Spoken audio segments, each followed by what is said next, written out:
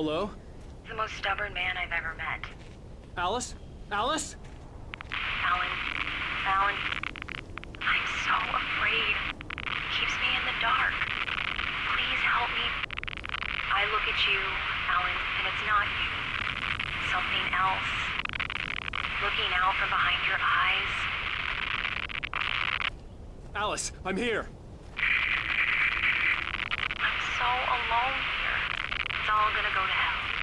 You need to be careful. Cooperate. The connection had been terrible, but that wasn't the only thing that hadn't been right with the call. She sounded wrong somehow, but she had called me.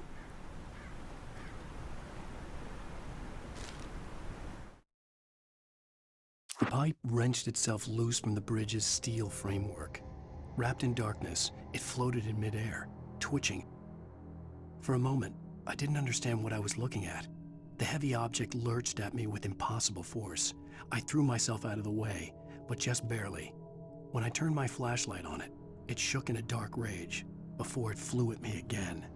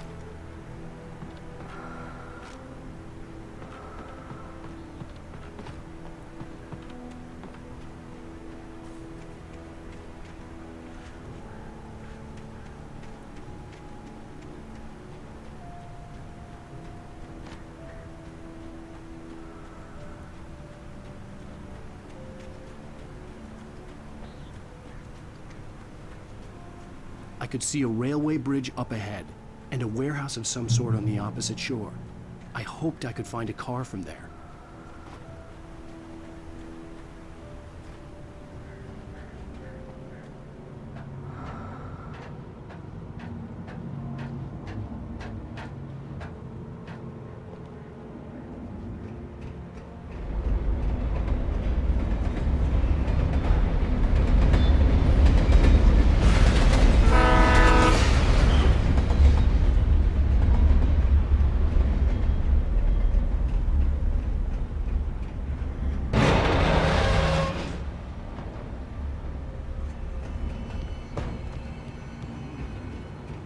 The darkness that was pursuing me was growing stronger, and it was taking over everything in its path.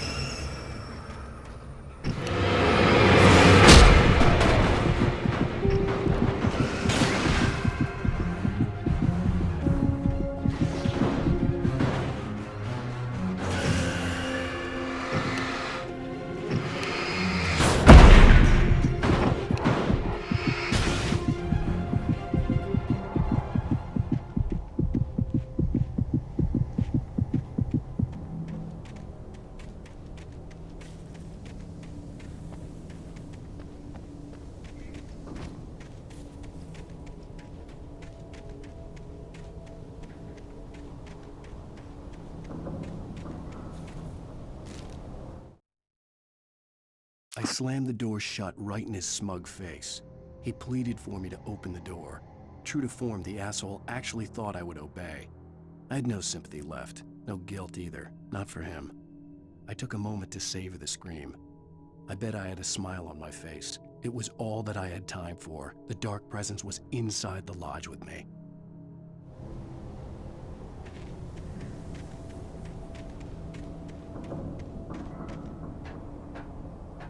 As a teenager, just starting to get interested in writing, Stephen King had been a source of inspiration to me. I thought about all the inanimate objects that had come to life in his books. No one is safe in a good horror story. Certainly not the protagonist. That's what makes them fun. This was anything but. The darkness could possess anything, and it was getting closer.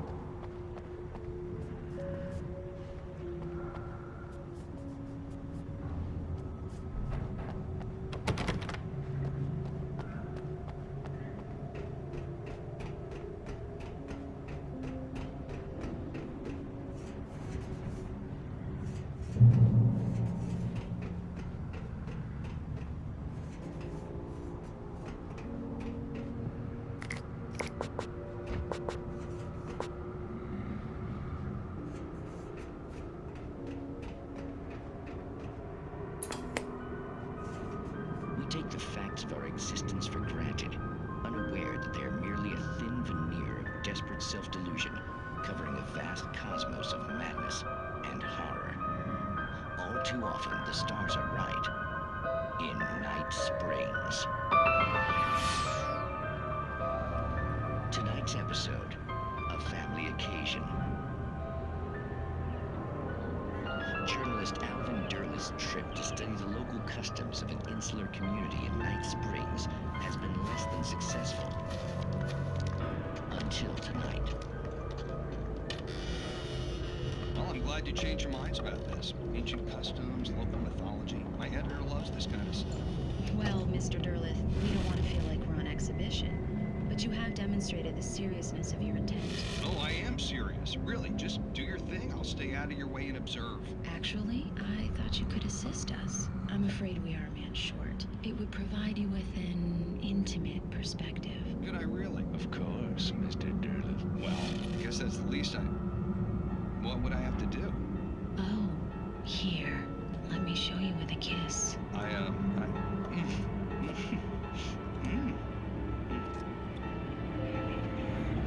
What did you...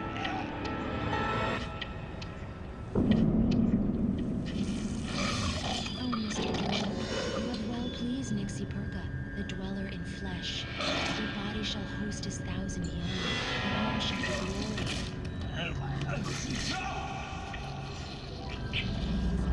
Shh, darling, be calm. Shh. Alvin Derleth learned a harsh lesson.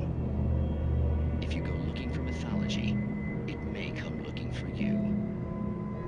And such quests always bear fruit. Night Springs.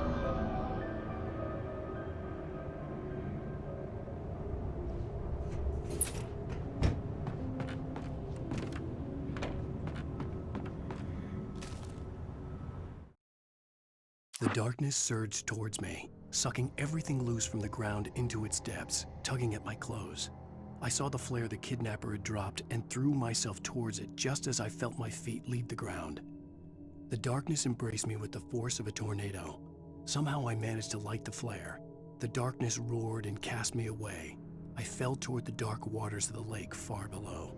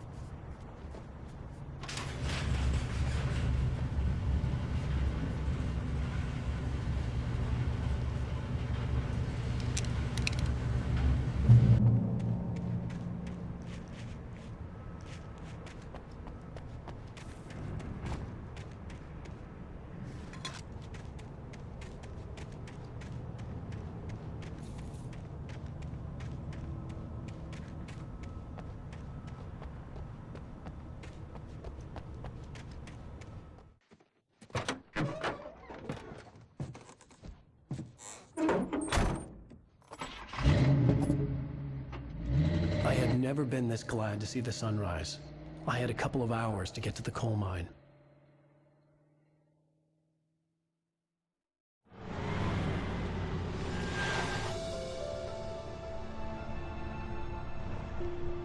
The coal mine wasn't far now.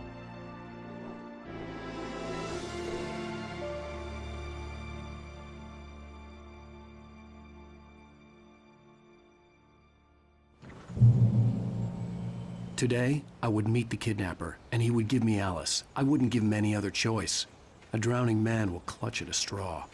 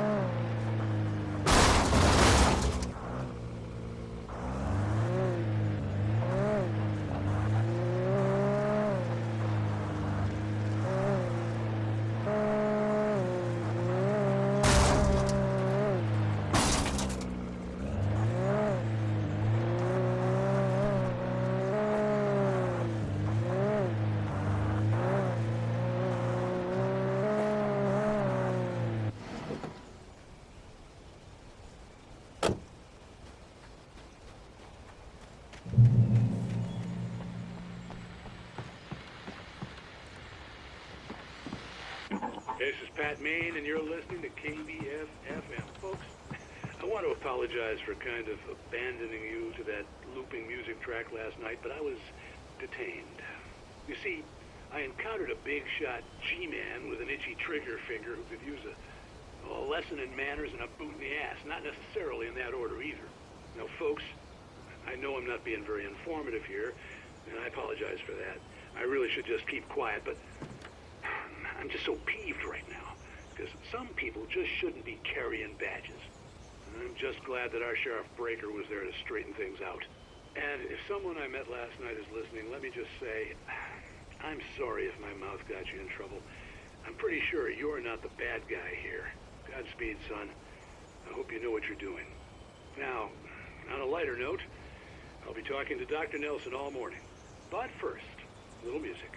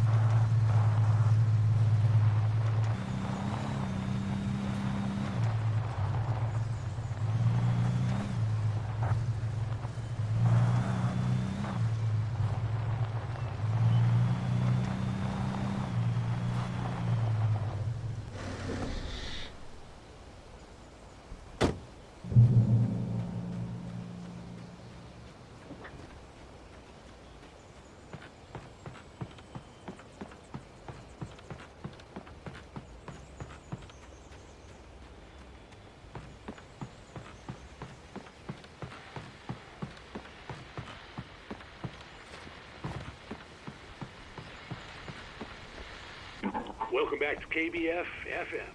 Hope you enjoyed that tune. Now, Doc, you were talking about life and finding that special someone, that soulmate. Well, you were talking about that. I was saying I don't buy it. Well, see, to me, that's strange, because I always pegged you as a hopeless romantic. You got me there, Pat. But I think love's where you look for it. And you need to do a lot of looking, sure.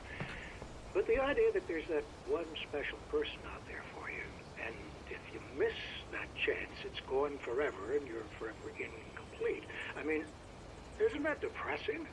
Or, heck, childish even? There's plenty of fish in the sea. And apparently a fisherman has a fishing analogy for everything, but what you're saying, isn't that a little harsh? Well, no. What I am saying is that your potential for finding that connection isn't limited to what's essentially a chance encounter. How is that harsh? Yeah, well, I guess that's a nice thought, but let me say personal here. Okay. Now, well, I don't disagree with you exactly, but I can't really fit that together with what I feel, what I for someone, because she was the one, she was, and I let her drift away from me. Maybe I didn't put in the work, I don't know, but well, since then, and it was a long time ago, but since then, there hasn't been anyone, not like her.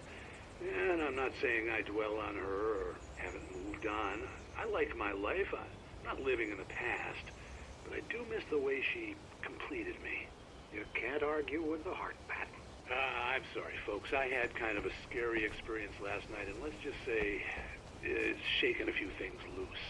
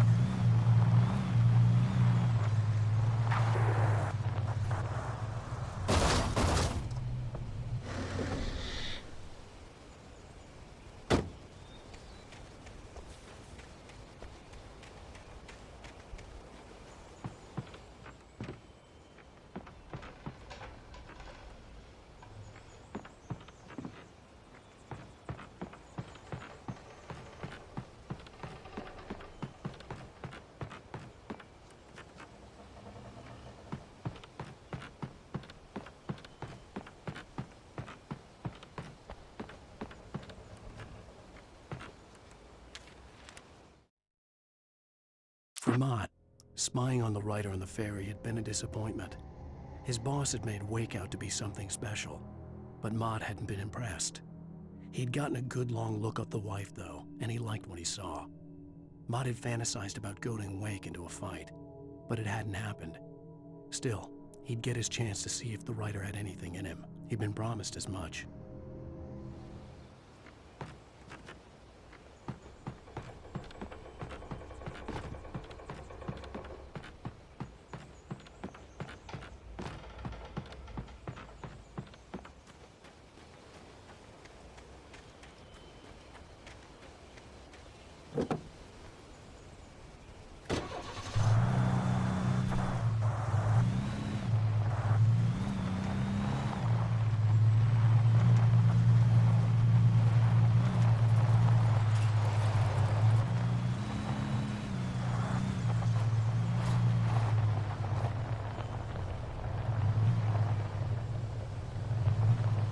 I was early. I was supposed to meet the kidnapper at noon in the main building. The coal mine was quiet. It was a museum now.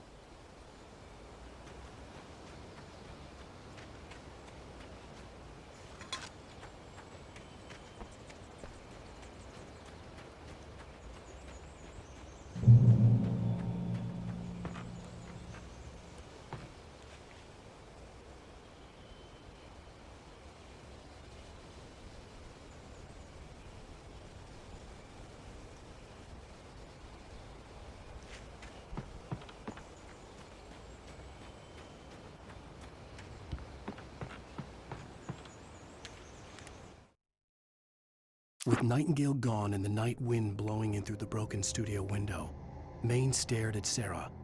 The sheriff looked away. Maine's voice shook with barely controlled anger. That boy's doing more drinking than thinking.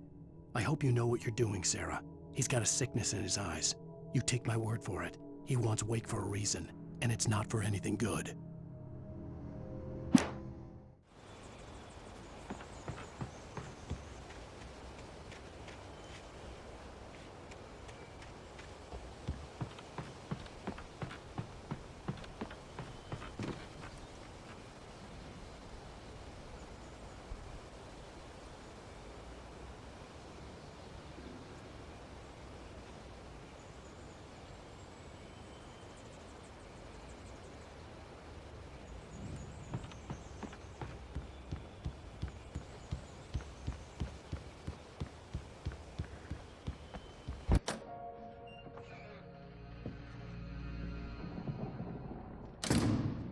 I didn't want to go outside.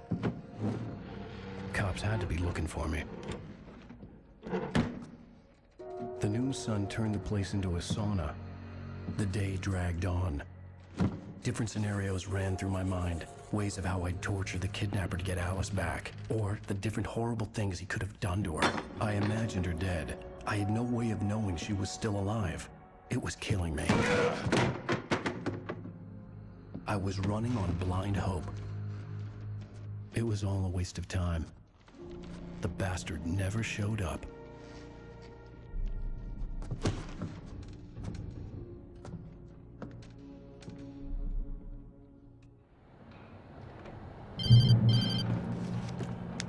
Wake! Where the hell are you? Change of plans. You know where Mirror Peak is? It's a big mountain north of where you are. You follow the path from the mine, you can't miss it. There's a lookout point there. I'll be waiting. I'm through being jerked around You by want you. to see your wife alive? Because if you do, you better watch what you say to me. Do we understand each other? I want to talk to Alice. Yeah, and I want the manuscript. Don't keep me waiting, Wake. Hello? Hello? Ah! I'm gonna kill him! I had to get to Mirror Peak.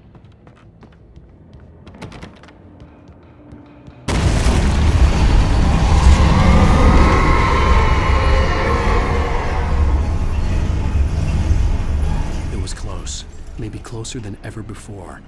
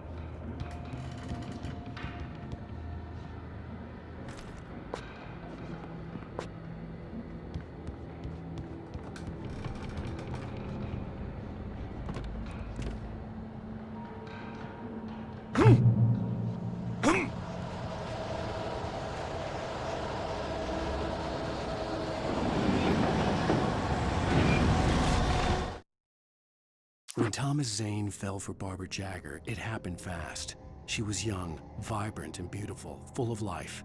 He had never been a very happy man, and without any seeming effort, she had changed all that. Zane felt good for the first time in his life. Everything she did was another piece of a jigsaw puzzle he hadn't even known he'd been missing. And best of all, she made the words flow, strong and sharp. She was his muse.